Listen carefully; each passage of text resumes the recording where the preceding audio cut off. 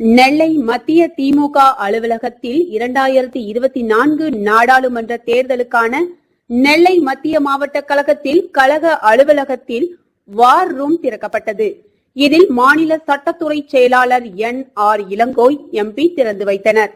மாநில இணைச் செயலாளர் KS ரவிச்சந்திரன் மற்றும் மாநில துணை செயலாளர் பச்சையப்பன் உள்ளிட்ட நிர்வாகிகள் கலந்து கொண்டு சிறப்பித்தனர்.